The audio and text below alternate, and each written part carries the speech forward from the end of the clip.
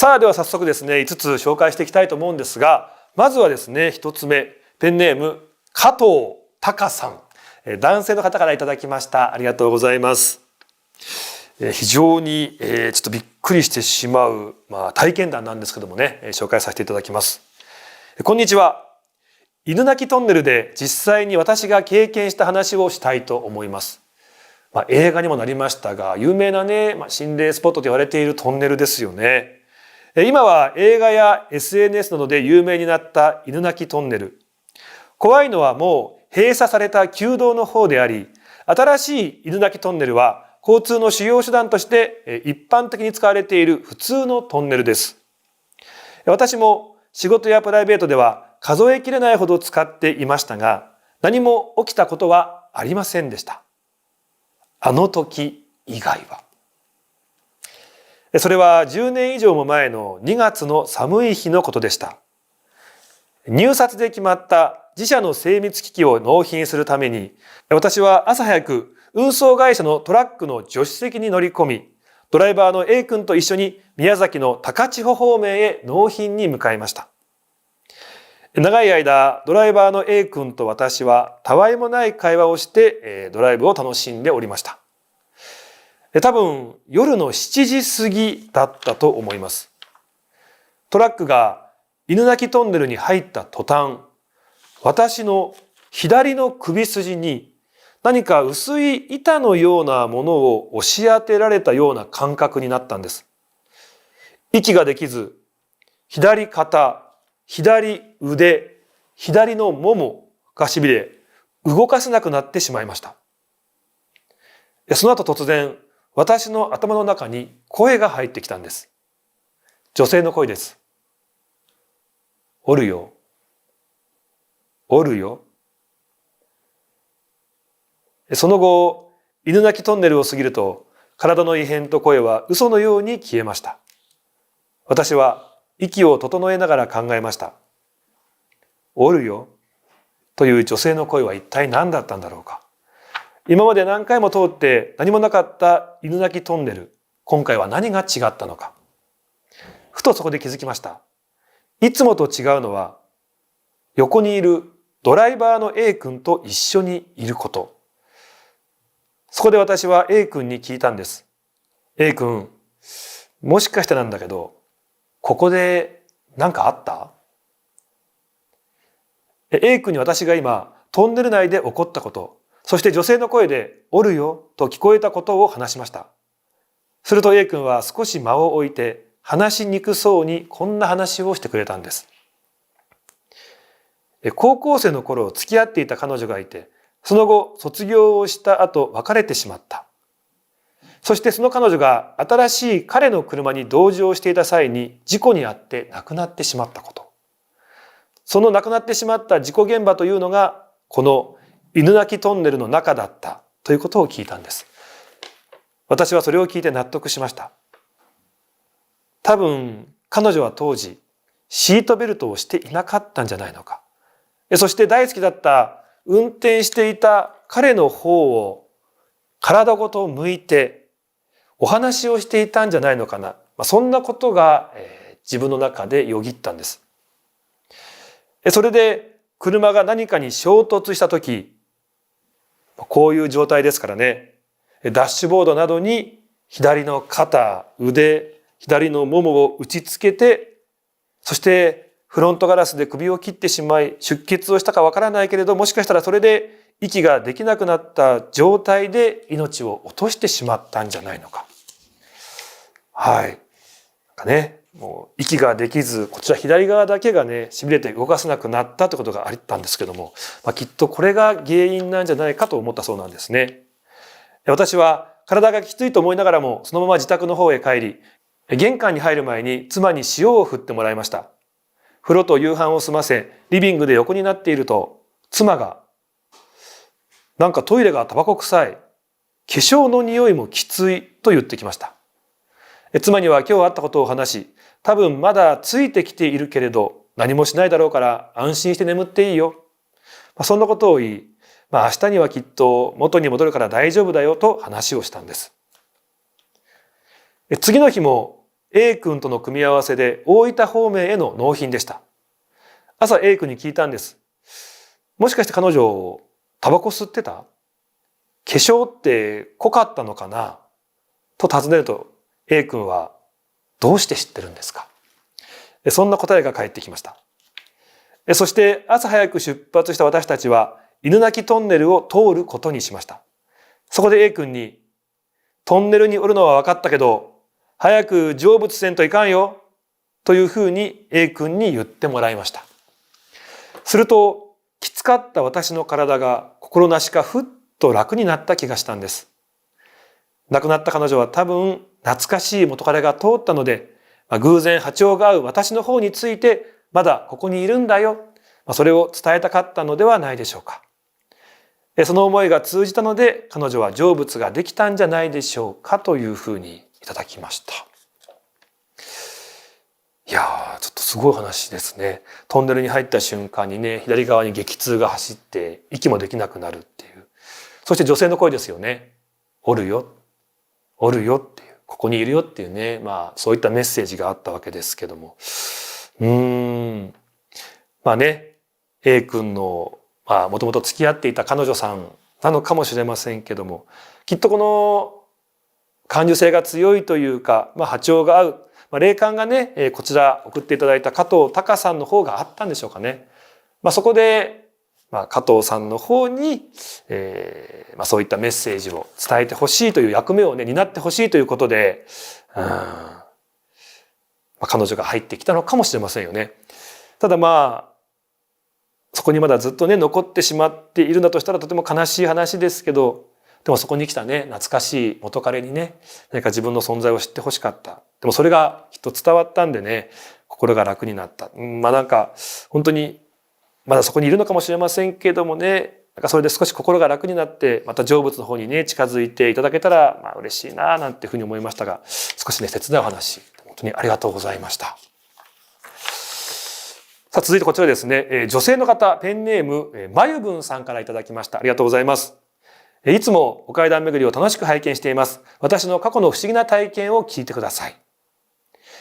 もう今は離婚してしまったんですが、昔お寺に嫁いでいた頃のお話です。小さな小さなお寺です。元夫と私は渡り廊下でお寺とつながっているという、そういった家に住んでいました。引っ越しをして1ヶ月ほど経った頃、寝ている時に、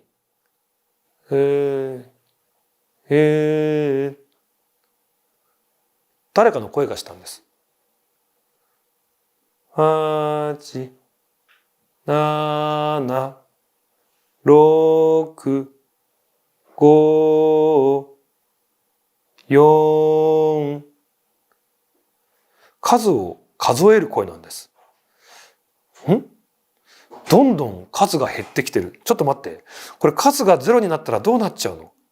そこで意識がはっきりしてパニックになりました。でも体は動かないんです。目が開かない金縛りに遭っていました。2、1、怖い怖い。夢だったら覚めてほしい。でもやっぱり体は動かない。まだ目が覚めない。その瞬間、もう一回。頭の中にしゃがんでいる小さな女の子が手で顔を覆い、かくれんぼをしているという映像がパッと浮かんだんです。やっと体が動いて私はガバッ起き上がりました。私は半覚醒状態の時にこの世のものではない声を聞いたり、意地悪をされたりすることがよくあったんですが、はっきりと映像で見えたのはこれが初めてでした。さすがにお寺に住んでるだけのことはあるなと思い、その日は再度眠りにつきました。そしてその年の大晦日の日、私は風邪をひいて寝込んでいました。お寺に嫁いで初めての大晦日なのに22時ぐらいには眠ってしまっていました。その時ふと賑やかな声が聞こえてきたんです。初詣に来た人たちかな。思っていたら今度は足音がだんだんとこっちに向かってくるんです。ドタドタドタドタドタドタドタ。わあ、年の瀬なのに何か変なのが来ちゃったのかもしれない。病人をいたわる気配は全くない、そんな足音が私の布団の両脇を通り過ぎるかと思いきや、そこでピタッと止まったんです。気配がする。しかもそれ、一人じゃない。あまりの恐怖にパニックになりました。すると、パサッと音がして、私に何かがかけられたんです。ここからある映像が始まりました。5歳くらいの丸坊主の男の子が私を覗き込み、にっこりと子供らしい笑顔を見せてくれました。男の子は自分の持っていた手ぬぐいを私にかけてくれたようでした。そして私の布団の両脇には10人以上の人影があったんですが、それがみんな子供だったんです。上は中学生に行かないぐらい、下は3歳ぐらい。女の子はもんぺを履いており、男の子はみんな丸坊主。みんな薄汚れた服を着ていました。なんとなく戦時中に亡くなった子供たちであることが分かりました。すると一部の子供が自分の持っていたハンカチ、あとは履いていたズボンを脱いだり、あとは着ていたランニングシャツを脱いだりして、それを私にかけてくるんです。風邪をひいているから寒いだろう、そう思ったからでしょうか。脱ぎたてほやほやの暖かさ、そして子供たちの優しさに感動していると、子供たちが今度は座り始め、私に向かって手を合わせてきたんです。何この状況、そう思って目が覚めました。この経緯を霊感がある友人に伝えたところ、あなたきっとお地蔵さんに間違われたんじゃないの？そんな冗談めかした様子で言われました。確かに本堂にはお地蔵様が祀られています。ですが私自身、お地蔵様に間違われるほど心がきれいではないので、何言ってんだかぐらいに思っていたんです。後日、元夫のおばさんから本堂のお地蔵様がこのお寺で一番古く、一番力があるということを教えられました。そしてこのお地蔵さんは子供が大好きで、子供を呼んで一緒に遊ぶんだそうです。きっとお地蔵さんはそうやって子供たちの魂を癒しているんでしょう。今でもにわかに信じがたいんですが、この世の酸いも甘いも知ってしまった心の薄汚い私がお地蔵さんに間違われた説、こちらが濃厚になってしまったんです。私はこの一件で本当に仏様っているんだなと思いました。怖いような、不思議なような、ちょっと切ないような、そんな体験でした。お階段巡りに出てくるほど怖い話ではないので、島田さんやスタッフさんに楽しんでもらえたらいいな、そう思って投稿いたしました。ということですね。ありがとうございました。確かにね、お地蔵様と言いますと、子供たちの守り神と言われてますよね。なんか途中ね、何かをいろいろかけてきた後にみんなが一斉に手を合わせてきたという時にはゾッとしてしまったんですが、そうか、お地蔵様だと思ってたのかっていうね。だからそういうふうに思うと、途端に怖いというよりも、何かちょっと心があったかくなるような、でも切ないというね、そんなお話に聞こえてきましたね。でも、本当にね、子供たち、寂しい思いをしていないで、このね、お地蔵様のおかげで楽しく暮らせていたらいいな、今もそうだなっていうふうにね、なんかそんなことを思いました。本当ありがとうございました。すごい話でしたね。はい。さあ続きまして、男性戸田さんという方からいただきました。タイトルありまして、お盆に釣りをすると、と書いてあります。紹介させていただきます。ありがとうございます。私、釣りが趣味です。海なし県在住なんですが、よく100キロくらい離れた海に釣りに行くんです。これは今から25年くらい前の出来事です。基本的に私はお盆は殺生はしないというのがポリシーで、お盆は釣りはしないんですが、その年は割と返しのお盆休みが長く、ちょっと暇を持て余してしまったので釣りに出かけたんです。夏場の海岸の釣りですが、夏は海水の透明度も高く、釣りのコンディションとしてはなかなか厳しいものがあり、釣りは基本的に夜釣りになります。夜釣りで大型のスズキやクロダイを狙うんです。その時は海も凪で穏やか、薄暗くなった頃から釣りを始めていました。そして、まだ牛蜜時には早い夜の11時過ぎ頃でしょうか。目の前の50メーターくらいの海面がぼんやりと明るくなったんです。夜釣りでは夜光虫の明かりもよく目にするんですが、夜光虫の光はホタルのような薄い緑色なんです。その時の明かりは薄いオレンジ色でした。なんだろう。海面を眺めていると、やがてその明かりが玉の形でぽっかりと海面の方から浮いて出てきたんです。目測ですが大きさはだいたい10センチくらいと感じました。その明かりはふらふら、ゆらゆらと動いている。海面から1メートルくらい上を漂うように海岸線と平行にゆっくりと移動してきました。そんな強烈な明るさではないので、やがて遠目に見えなくなったんです。私はわけがわからないまま呆然とその明かりを見送りました。その夜は残念ながら魚が釣れる気配はなく、その後はいくつかのポイントを転々とした後、夜明けを迎えました。朝になって帰りがけ、そのポイントを通った時、思い出して、その光が消えていった方向を確認したんです。するとそこには、近郊の集落の方たちの墓地、お墓がありました。その時初めて、そういうことか。自分で勝手に納得をしました。私の感情は、あれはきっと海で亡くなった人がきっとお盆になって帰ってきたんじゃないか。そんな風に感じたんです。そんな経験談でした。実は釣り仲間には霊感が強いのがいて、なかなかえげつない目にあったという話も聞くんですが、今回は霊感のない私のちょっとほんわか系の話を紹介させていただきました。これ以来私、やっぱりお盆には釣りはしないと決めて過ごしていますというね。ありがとうございます。お盆ですからね。海。はい。きっとお墓もありましたけどもね。何かそういった人玉のようなものが見えていたんですかね。で、ちょっと面白いのが、この日ですね、全然釣れなかったっていう。なんかこれもちょっと意味があるんじゃないのかな、なんていう気がしたりもしましたけどもね。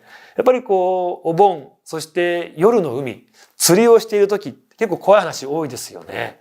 なんか釣りっていうのも、必死に竿から糸を垂らして、そこに集中してずーっと何かがかかったらいいな。何かが釣れたらいいなって、ずっとそこに集中して何かを掴みたいっていうアンテナをビンビンに張ってる状態じゃないですか。だからこそ、何かそういうものに合いやすいというか見えやすくなるって話は聞いたことがありますね。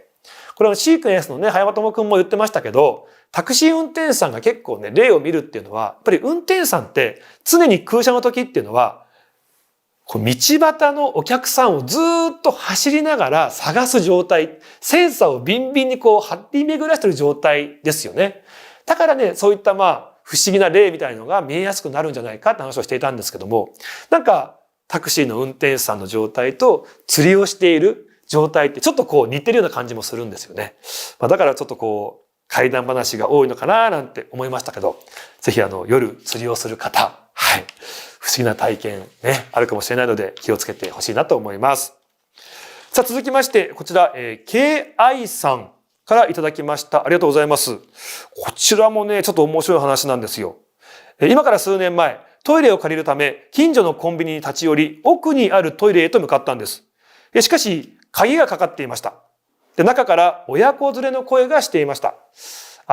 入ってたのか。なので待っていたんですが、なかなか出てこない様子だし、でね、近くでは普通に店員さんが商品の品出しをしていました。で、数分が経ったんです。それでもトイレから全く出てこないんで、トイレに近づいてみると、親子の声しないんですって。で、いつの間にか店員さんもいないんです。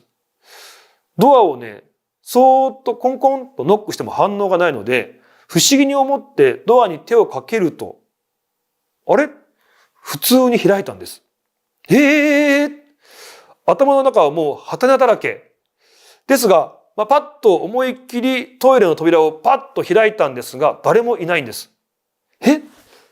今ずーっとトイレの前で待ってたのに、誰も出てこなかったし、さっきまで声もしてたのに、なんでだろう。途端に怖くなって、そそくさと飲み物を買ってコンビニを出ました。それ以来そのコンビニには決して一人では行かないようにしています。これコンビニも結構階段って多いんですよね。店員さんのね話で、バックヤードの方にいて、時に急に誰かが入ってきたような気配とか音がする。でも行ってみたら誰もいないとか。あとは監視カメラを見ると、監視カメラにレジの前に人が立ってる。あ、お客さんだと思って行ったら誰もいないとかね。なんかあるんですよ。やっぱりね、これ人間と霊って同じだと思うんですよね。やっぱりもうコンビニと言いますとね、今めちゃくちゃ数もあって24時間やってるとても便利な場所。みんな一番立ち寄る場所と言っても過言ではないですよね。ほっとする場所。人が集まってくる場所。そういった場所だからこそ、やっぱ霊も集まってきやすいのかもしれないなって。そんなことを思いました。意外だけどコンビニっていうのもそういうものに遭遇しやすい場所なのかもしれないですね。さあ、ありがとうございます。最後ですね、こちらペンネーム、太郎ヤンガスさんという男性の方から送っていただきました。ありがとうございます。はじめまして、今回僕が体験した不思議な話を聞いてください。怖かったんだよな、この話。今からですね、2年ぐらい前に、帰宅が深夜12時を回った頃、自宅の団地のエレベーターの前に立って、ボタンを押そうと思った。その時のことです。こちらですね、エレベーターの中が見えるように内部モニターがついてるんですけども、そのモニターを見た時に、ってなったんです。エレベーターが9階に止まってたんですけども、そのエレベーター、9階で扉がずーっと開いたままで止まってるんですって。これがモニターで見えたと。あれ思ったんですね。普通エレベーターって誰も乗らない時にはエレベーター内部の照明は消えて、で、ボタンを押すと内部照明が点灯するんです。で、当時はですね、これ見たら完全に点灯している。で、扉が開いたままで止まってたんですって。普通、止まってたとしても扉って閉まりますよね。開いたままでなぜか9階で開いて止まっていたらしいんですね。その頃少し前に団地のエレベーターの改修工事があって1ヶ月間工事がありました。工事も終わったばかり、綺麗になって良くなったと思うんですが、故障かなと思いました。でも、モニターを見て誰かが乗るのか見ていたんですが、誰も乗らないんです。私はボタンを押しました。すると、その扉が閉まって、エレベーターが下に降りてきました。その間、エレベーターを待っている時です。何か、カシャッ、カシャッ、音がするんです。何の音かな？その音の方を見たとき、ちょうど僕の後ろ側に団地の集合ポストがあったんですが、だいたいですね、100世帯ぐらいのポストがあるんですが、その中の一つだけが明らかに勢いよく、鍵がカシャン、カシャッ揺れてるんですって。近くに行くと他の鍵一個も揺れてない。その一つだけが揺れてる。特に風も吹いていませんでした。風が吹いていたら他の鍵も揺れると思うんですが、なぜか真ん中の一つだけが勢いよくカシャン、カシャンと揺れている。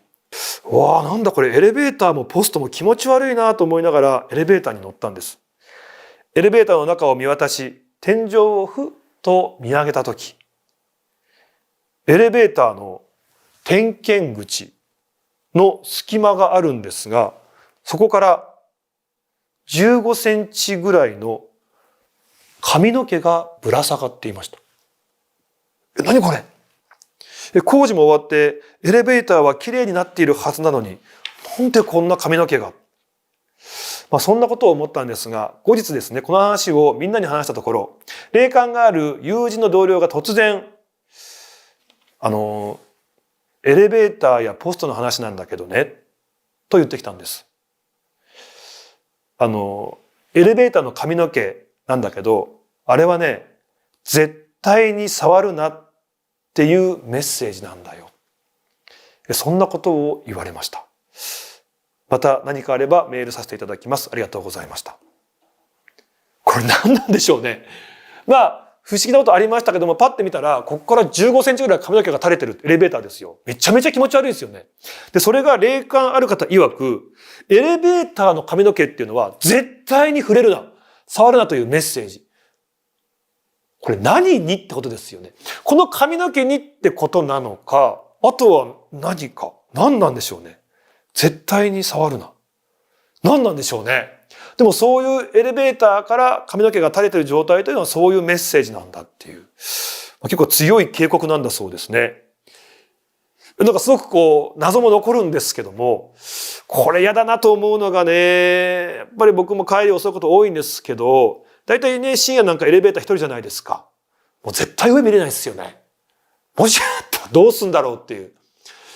とりあえずそれ見えた時はね、触らないように、どこも触らないようにじーっとして、自分の階でね、扉が開いたらパッとどこにも触れずに出ようと思いますけども、ぜひ皆さん、エレベーターがご自宅に、そして会社にある方、上を見て髪の毛があるのかどうか、まずは確認してほしいと思います。ありがとうございました。